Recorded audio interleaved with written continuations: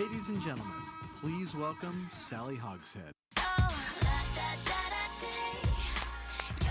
Good morning.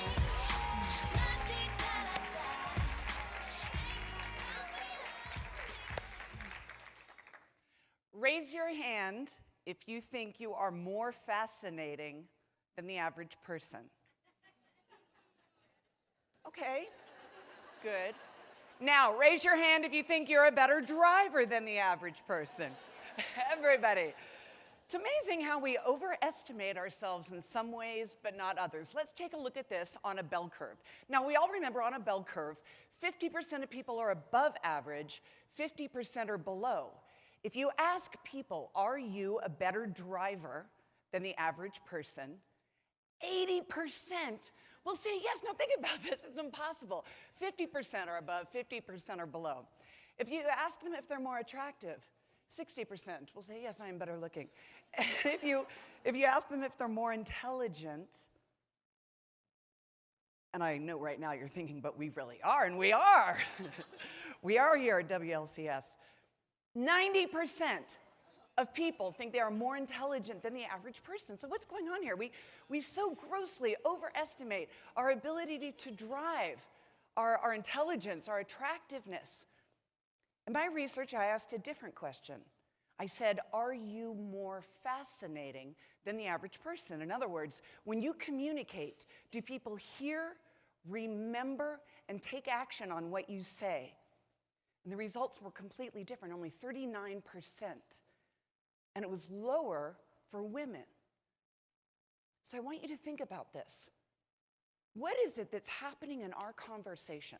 What's happening culturally in our conversation that we think it's okay for us to be a better driver than the average person, but yet there's some internal conversation of criticism or judge or self-blame that we think it's not okay to be fascinating.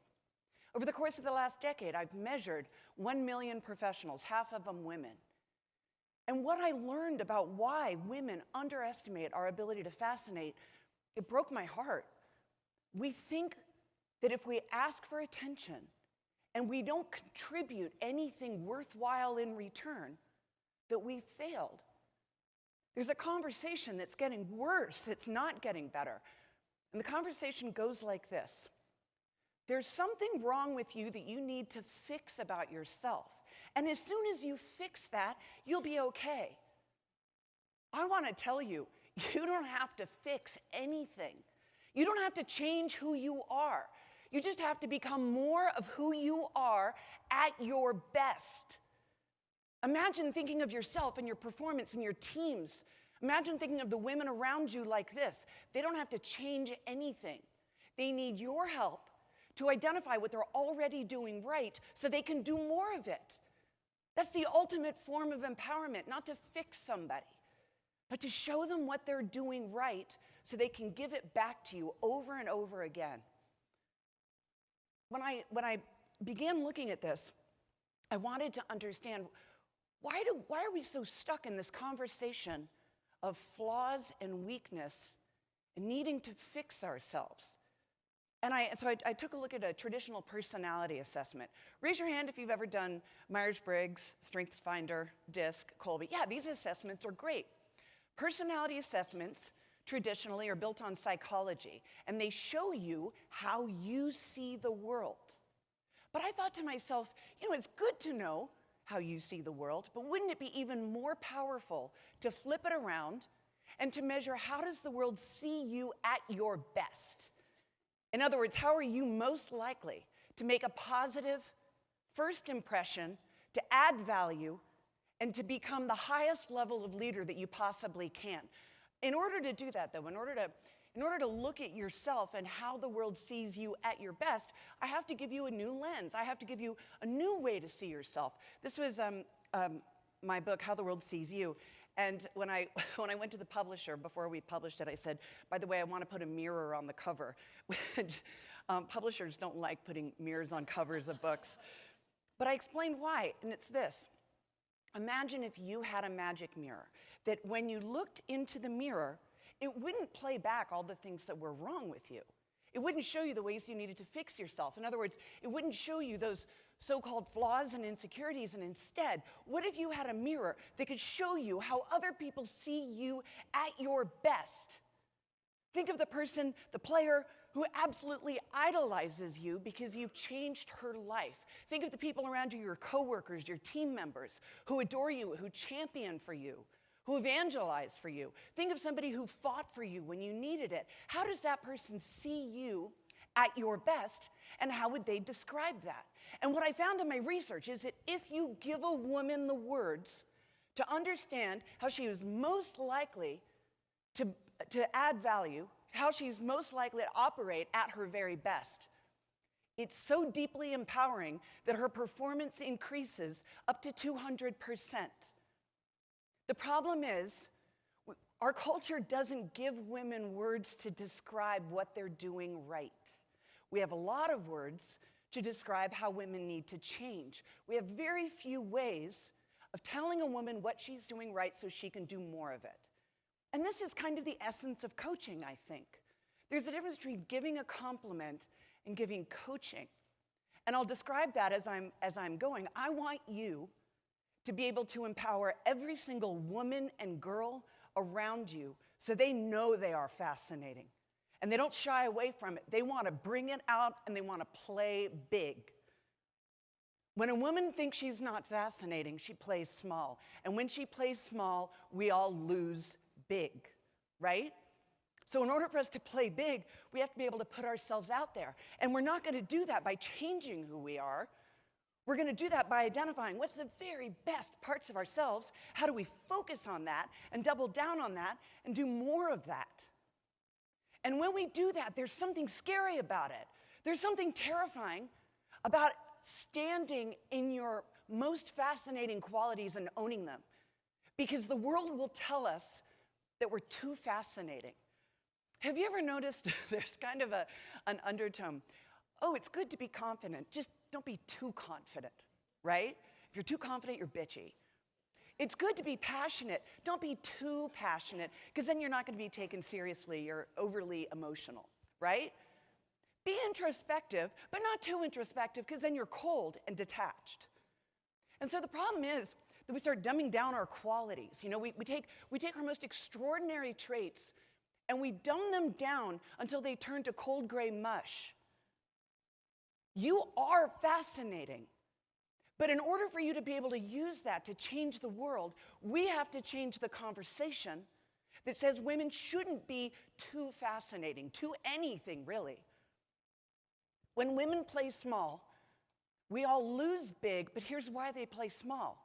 We play small when we're afraid of failure, but even more than that, when we're afraid of judgment. Do you know what I mean?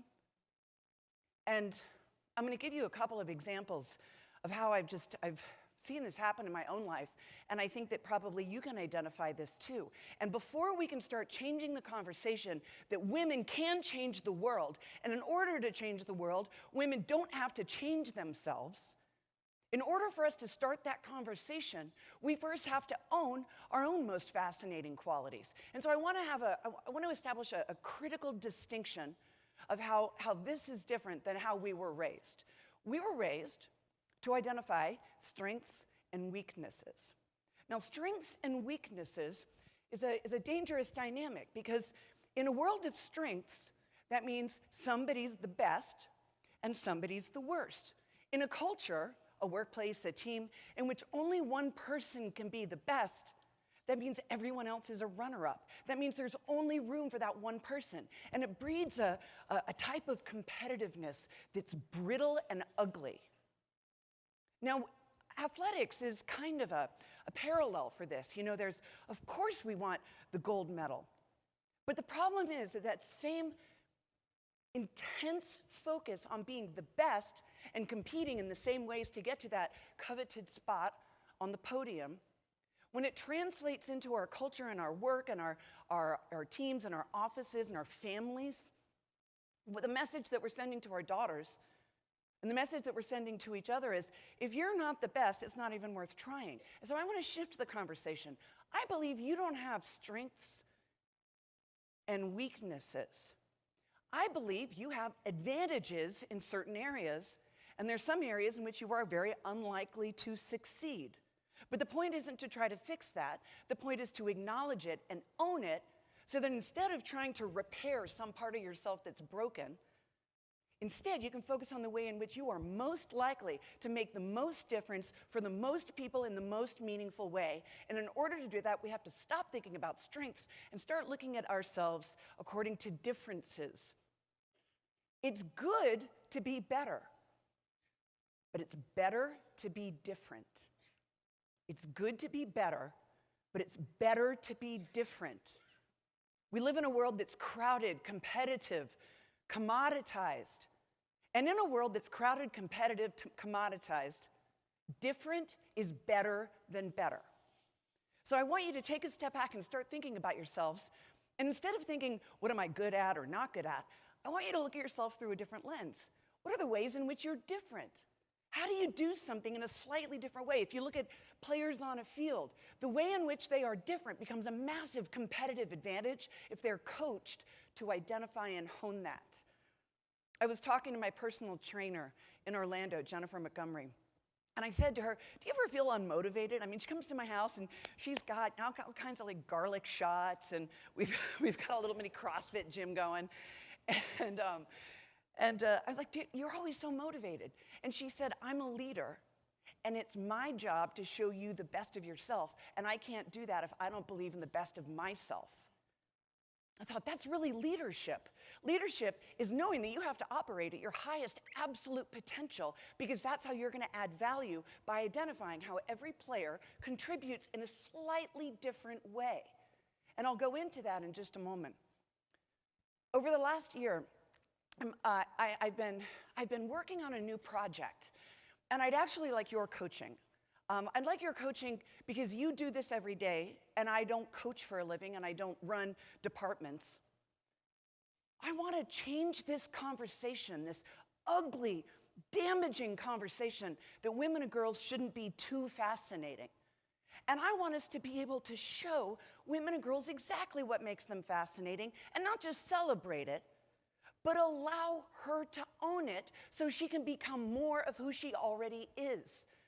So instead of trying to change herself, she can know who she is and why that matters. And it all starts with us needing to give women and girls the words to understand themselves of how they are perceived at their best, because we were not born already knowing that. We grew up in a time in which nobody ever told us what made us exceptional. We were told maybe that we were pretty or that we had a nice shirt. You know, we get compliments, but it's very rare for somebody to describe an achievement and link that achievement to an innate quality. For example, you did an absolutely stellar job out there today. I know you've really been working on speed, and the focus that I've seen in you makes me proud, but the way that you delivered at the end was a success for the entire team, but most of all for you. That's not a compliment. That's giving the woman the words to be able to understand herself and how she can do more of what she's already doing right. So let's start by knowing you are fascinating. You are fascinating. My research proves it. I want you to turn to the woman next to you, the person next to you, and say, you are fascinating.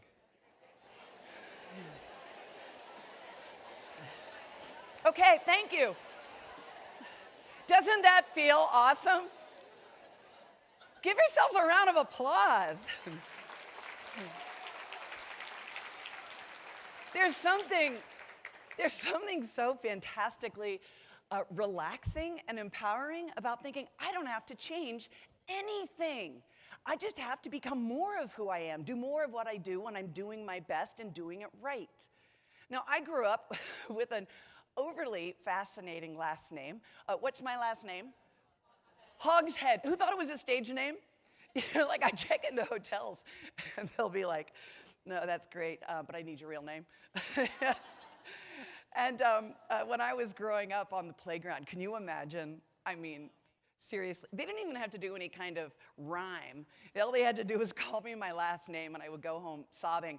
And I remember coming to my mother, Mrs. Hogshead, and I said, Mom, why can't we just have a name like Smith or Jones? And I'm embarrassed to say it now, but I almost looked forward to getting married one day so I could change my name, which is, of course, then when I did, I didn't change it because, I have the scars to prove it. My mom told me something I'll never forget. She said, it's the thing about our name that makes it different that will one day make you love it. It's the thing about you that makes you different that makes people love you. People don't love you and admire you and trust you and advocate for you because of the ways that you're like other people. So as soon as I turned 21 and got up off the therapist couch, I knew my mom was on to something. But this is kind of the lesson that I took away from it. Don't be too different, Like, you could be spicier than Smith, but you don't want to be as different as Hogshead. And I continued to get this lesson, and I think many of us do. You can be confident, don't be too confident. Fascinating, not too fascinating. This lesson kind of got reinforced. I grew up in a very athletic family, and so as the youngest, I felt self-conscious about overt competition. So I was like, I'm going to do ballet. I'm just going to sidestep the whole sports thing. And I wasn't very good.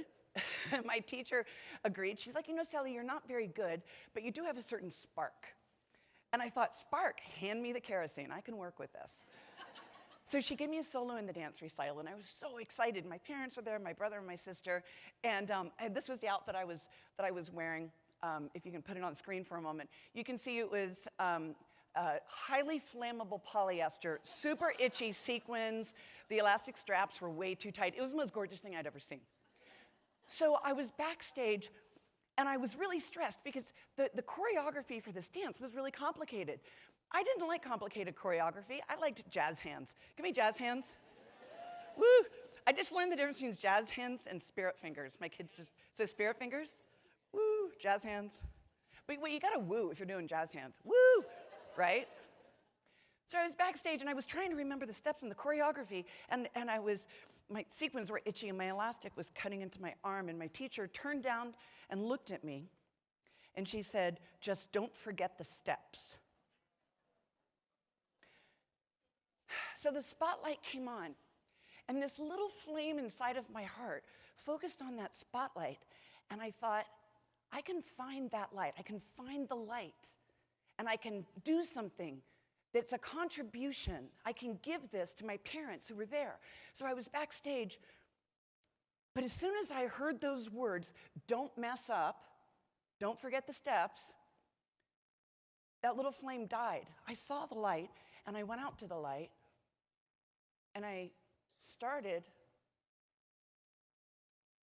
and then I just froze. I was paralyzed. And I'd never worn mascara before.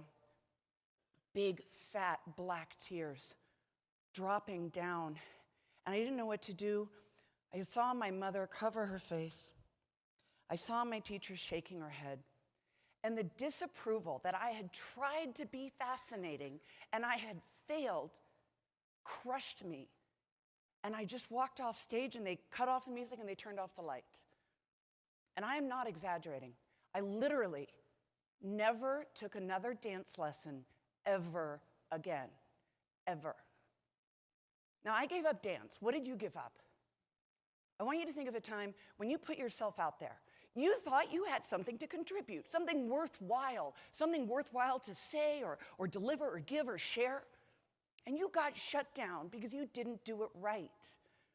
In these moments, a little part of us dies. It's like we take the most fascinating part of ourselves and we put it into a box, and we put the box on a shelf, and we close the lid, and we close the closet door, and we walk away, and we desert our most fascinating qualities because they're too fascinating.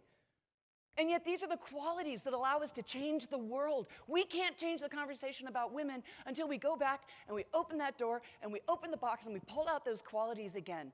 You don't have to find that light. You are that light. You are the light. Raise your hand if you believe that you have a message that matters. Yes.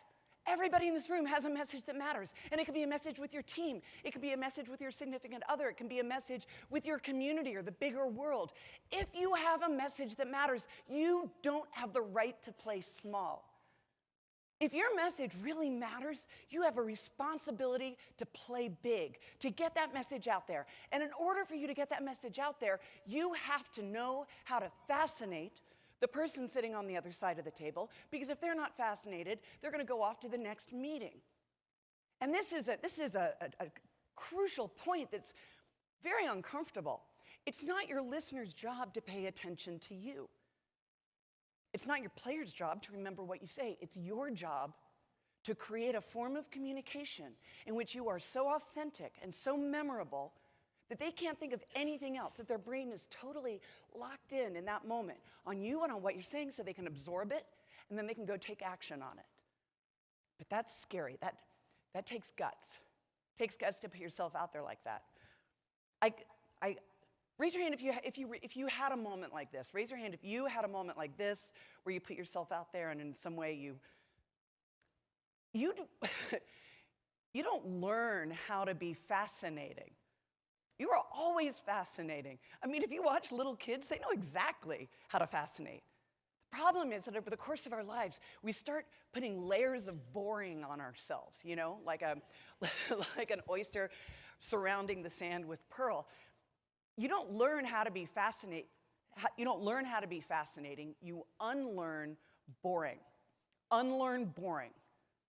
So I want you to begin thinking to yourself, what are the ways in which you learned how to be boring by standing back? Think of a woman. Do you know a woman who underestimates herself?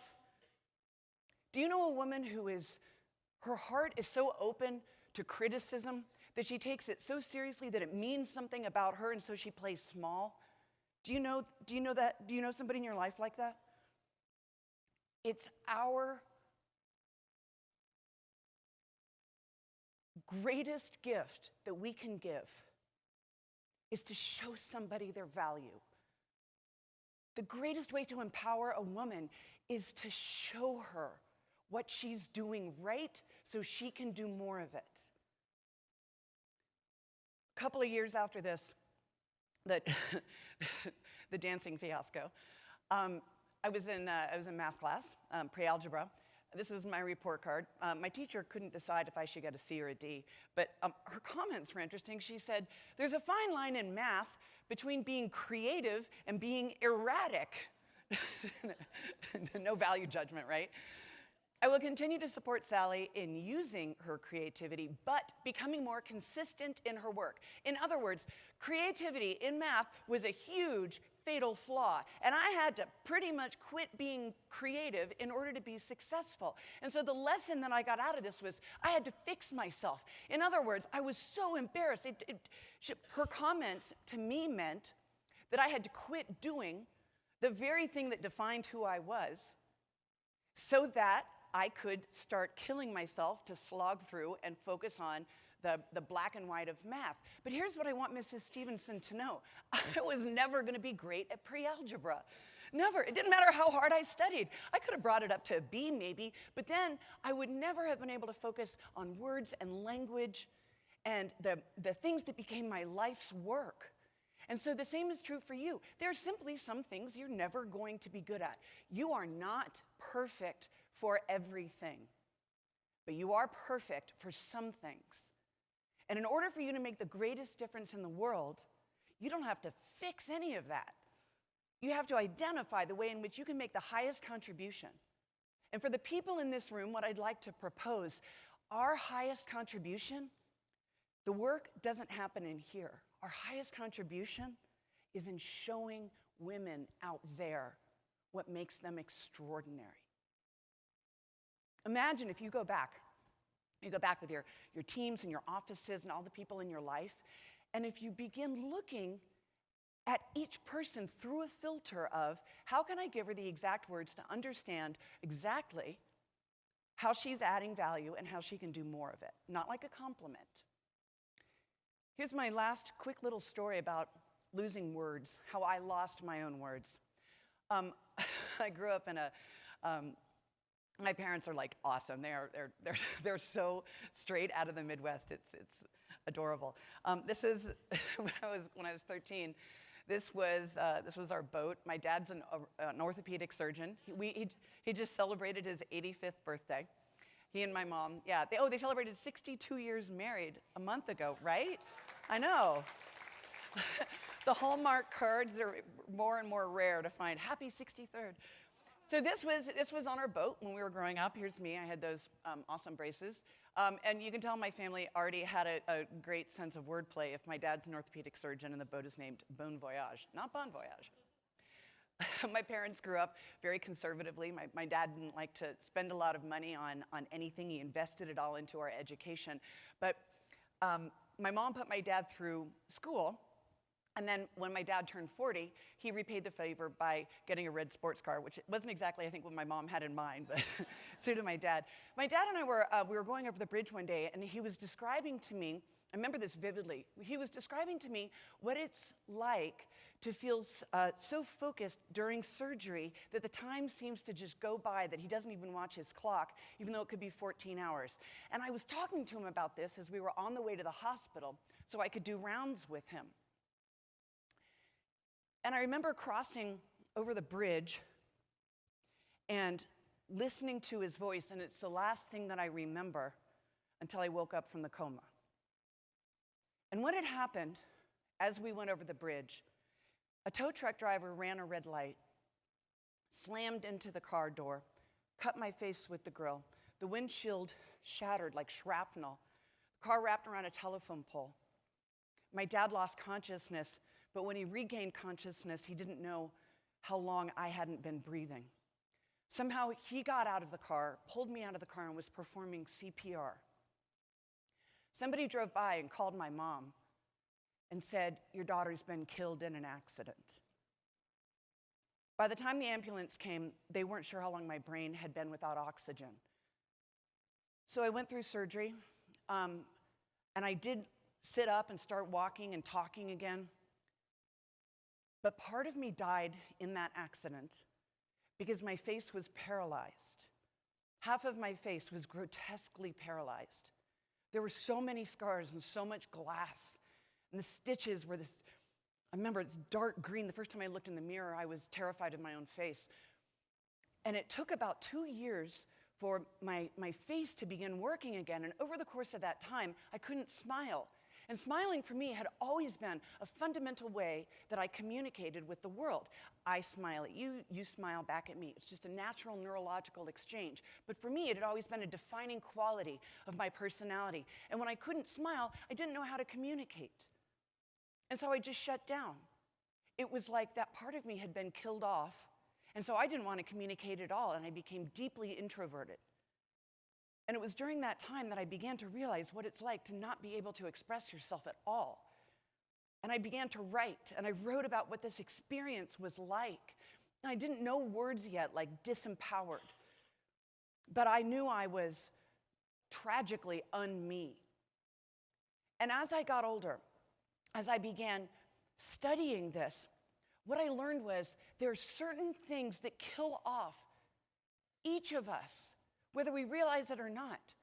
That when somebody takes from you the essential way that you are most likely to express yourself at your best, if that's taken from you, part of you dies and you become so discouraged or demoralized that you're literally not the same person because it rewires the neurological path in your brain. And so this happens in jobs. If we become discouraged and demoralized, we quit. But what do we do when we fundamentally don't feel like we're acknowledged? When we're trying to be authentic, but there's nothing in return?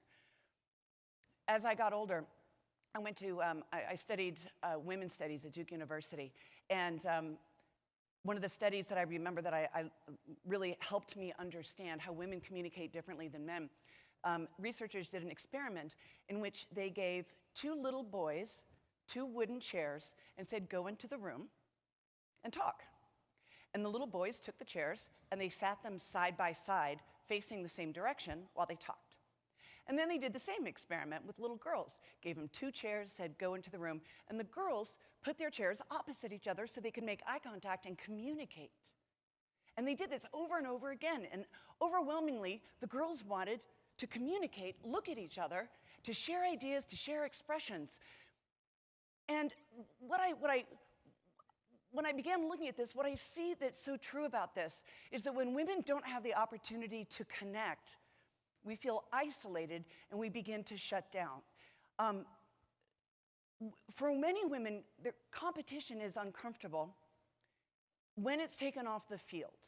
And I'll show you what I mean. When I went into advertising, advertising starts 50-50 men, women at the beginning levels. But then overwhelmingly, it's like 99% men.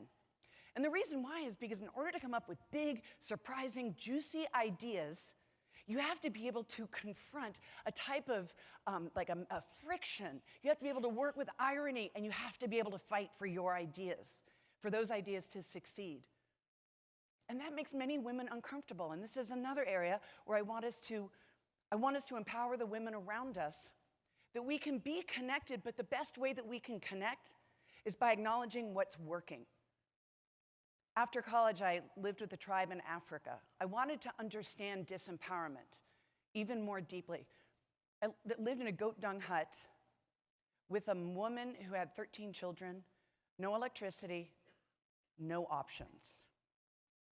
And I decided out of that was going to become, fundamentally, that was going to change how I wanted to communicate. I wanted to give other people a new way that they could communicate. So it wasn't about me communicating. It's about me showing you how you can show somebody else how to communicate.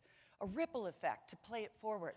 The world isn't changed by women who sort of care. The world is changed by women who passionately, irrationally care, who care so much that they're willing to be uncomfortable with what it takes to be fascinating and to be called by some people almost too fascinating or too different. When you give a woman the words, you give her the way. And here's what it looks like. When a woman feels empowered, her brain lights up. And when I worked with a neuroradiologist about this, when a woman feels confident, in other words, when she feels fascinating, her brain looks like she's falling in love. There are very specific patterns that the brain has when we're falling in love, and that's how a woman feels. When she has that sense of confidence, I want you to think of a situation in which when you were giving a presentation or you were having lunch with a friend who needed help, and the words just seemed to come out perfectly. You knew exactly what to say, and it made a difference. That's you at your best. But the problem is that so often we think that that version of ourselves is just some sort of happy, lucky accident. And it's not. In order for us to consciously replicate that and give that to the person on the other side of the table or give that to our team, we have to know it about ourselves. We talked a moment ago about how traditional personality tests measure how you see the world. Well, I wanted to measure how does the world see you? And so to do that, I drew upon my branding background. When I was 24, I was the most award-winning copywriter in the United States.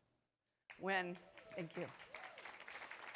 When I was 27, I opened up my first advertising agency in Los Angeles.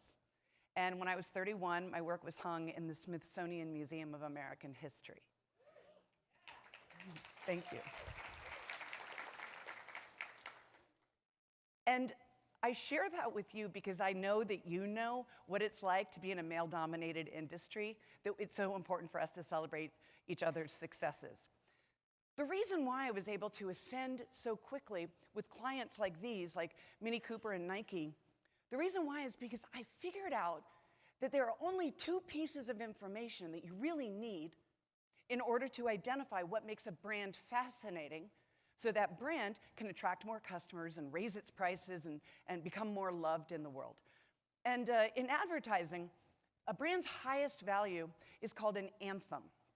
The anthem is almost like the rallying cry. You can think of an anthem like what's the highest purpose that the brand delivers? Now, when you think about an anthem, remember we said before, it's good to be better, but it's better to be different. The anthem is all about what differentiates the product.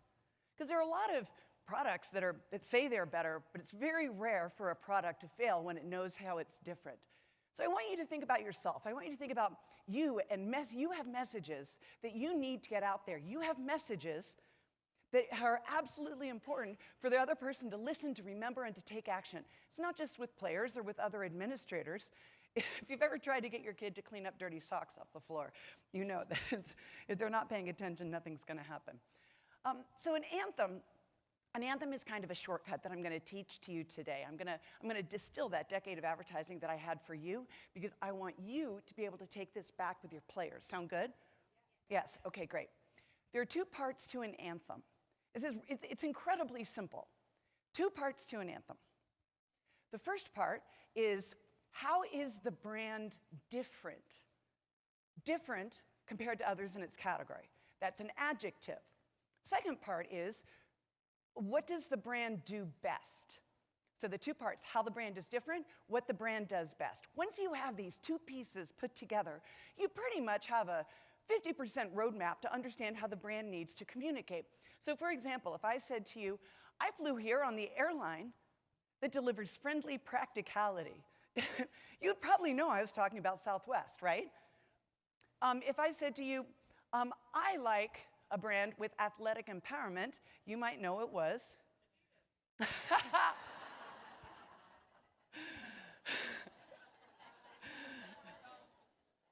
I do have to say, it's probably terrible for me to make any athletic references.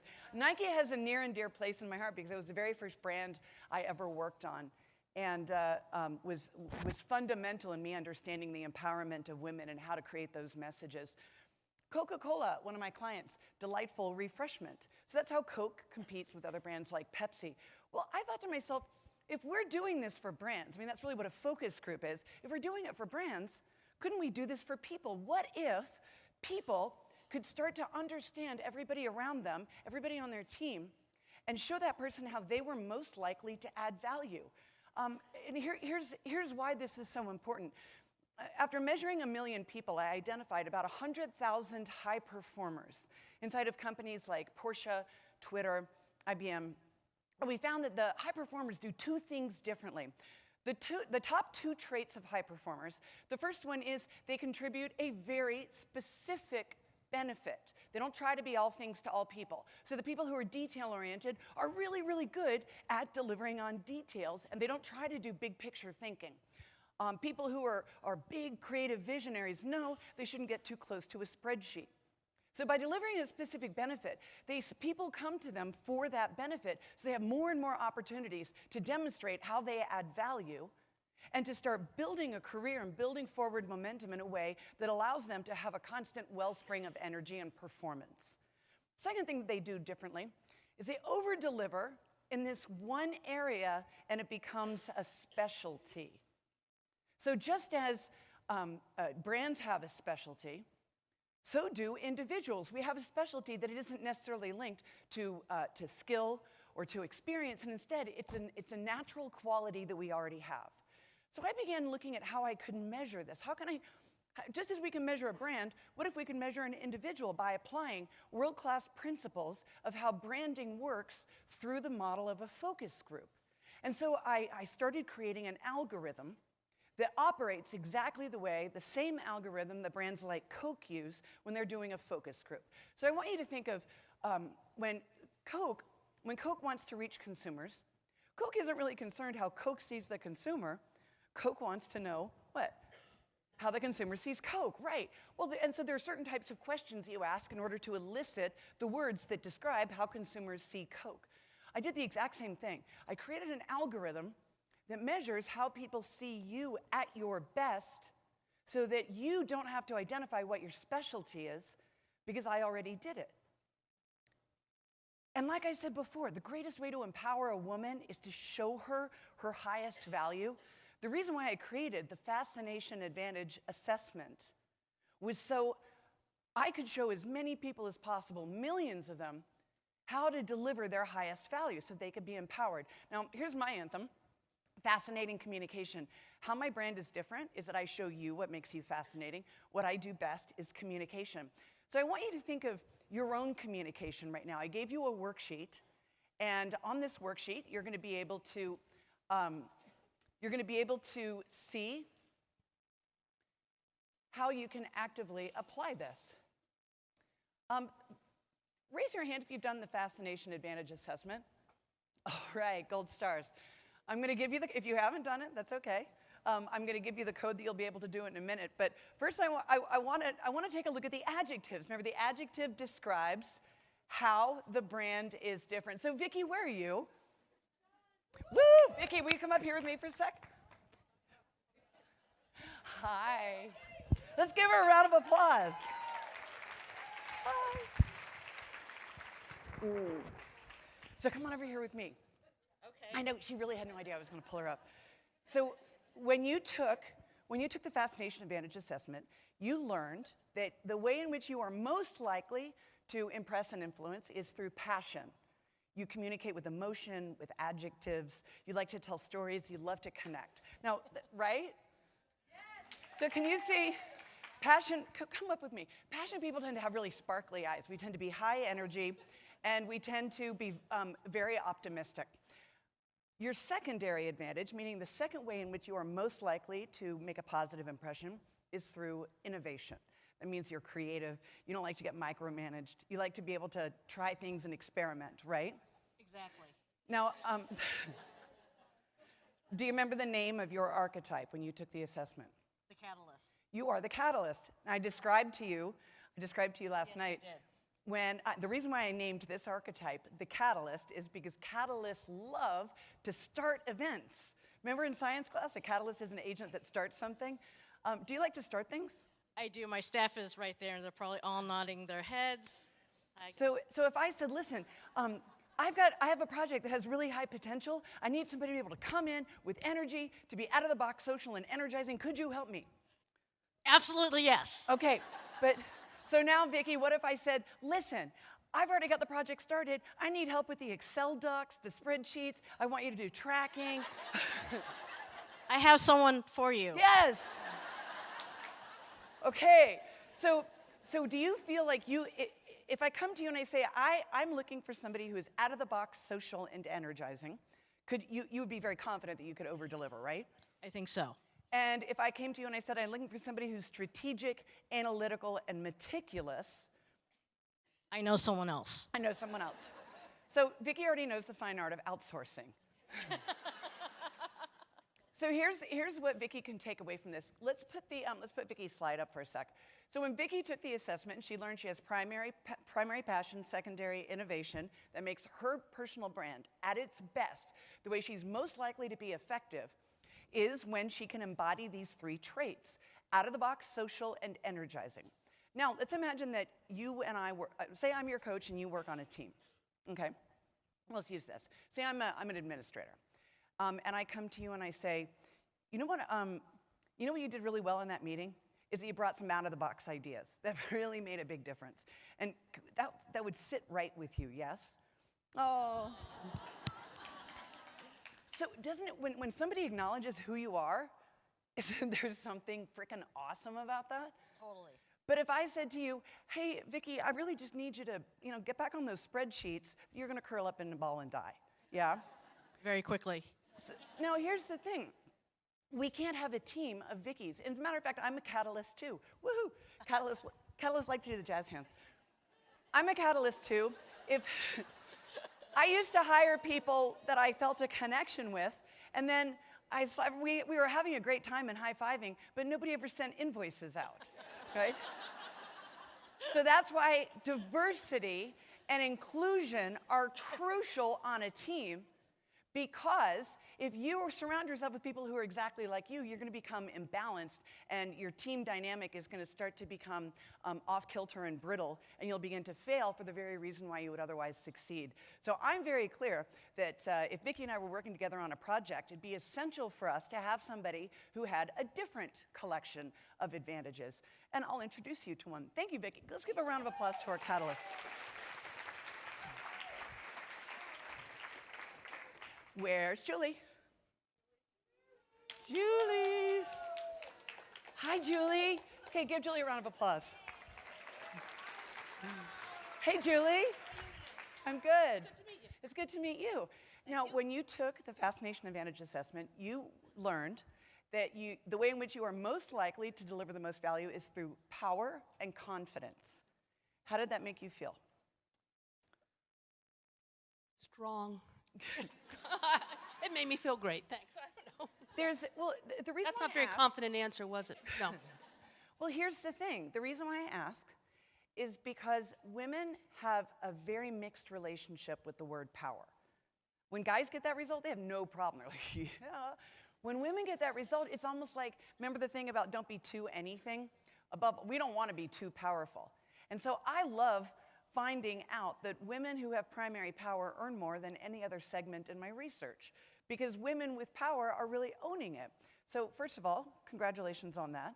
Now, your secondary advantage is prestige. That means you communicate with excellence.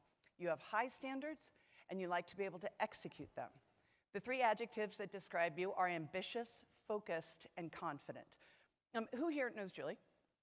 Is Julie ambitious, focused, and confident? Yes. So Julie, if I came to you and I said, hey, I've got a really tough assignment, it's going to take a lot of dedication, but can you take it from beginning to end? Is that something that you could confidently do? I would be challenged by that, enjoy it, yes. Yes. So say if Vicki and I were starting a project and we were the catalyst, so we began something, we might need your strength to be able to carry us through so that you could be ambitious, focused, and confident. Yes? Absolutely. Now, when you're working with, say if you're working with somebody on your team, if they took the Fascination Advantage Assessment and you learned that they are ambitious, focused, and confident, would that allow you to have an opening of how you could begin talking to them, how you could begin acknowledging them?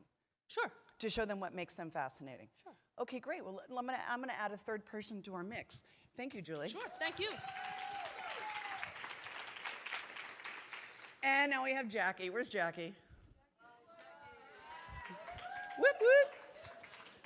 So here's what I love about the connoisseur. I named this archetype, this type of personal brand, the connoisseur, is because connoisseurs always know the best of everything. So you could have a connoisseur of wines or chocolates, but you could also have a connoisseur of concepts, a connoisseur of athletes. So if I were to give you 8 of something, do you think, Jackie, that it would be pretty easy for you to identify which one was the best? Yeah. Do people come to you to say, hey, we're looking for a great restaurant, do you have any recommendations? Yes. Now, the reason why is because people perceive you at your best as insightful, distinguished, and in the know. Let's put Jackie's slide up here. So when Jackie took the assessment, this was part of her result that she got these 3 adjectives. Now, Jackie, remember before I was describing, as women, we're not given the words to be able to communicate who we are at our best. But if a woman is given those words, then she becomes more empowered and confident about those qualities, and she stops trying to fix herself. So if I said, Jackie, I want you to be as insightful, as distinguished, as in the know as you possibly can, would that feel like something that you could get out of bed for in the morning? Absolutely. But if I said, listen, we've already kind of got this figured out, so just sort of go into the back room and we'll come and let you know when we need something. Not so much, right? Okay. Yeah. So what I want you to get out of this is that there's a specific way that each person is most likely to add value. And when you show them that, then it lights them up in a way that praise never could. It's not a compliment, it's an acknowledgement. Yes. Thank you, Jackie. Thank you. Thank you so much. Thank you.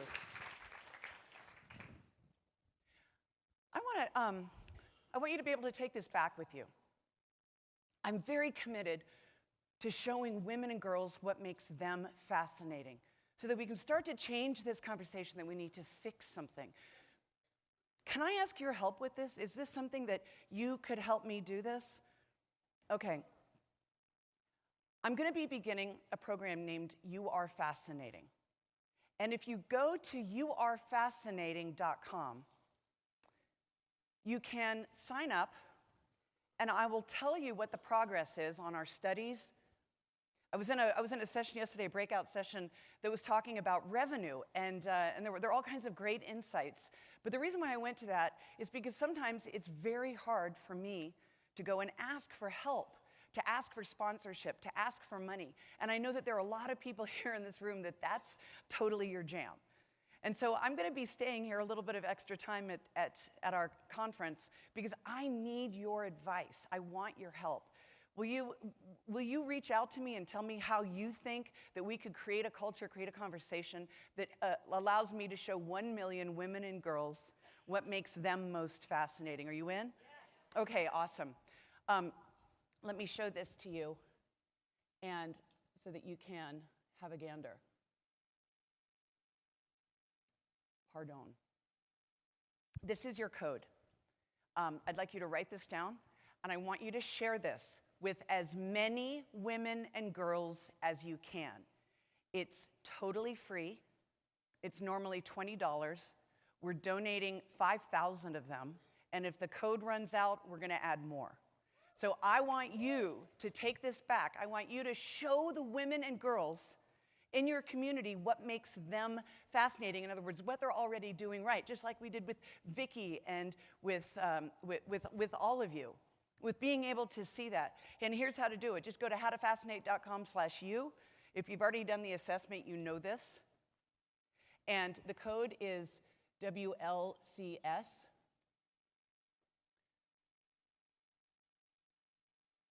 Pardon me, my computer's doing something unfriendly. So you know what? I'm going to close my computer so I can just talk to you so we don't have a technology issue.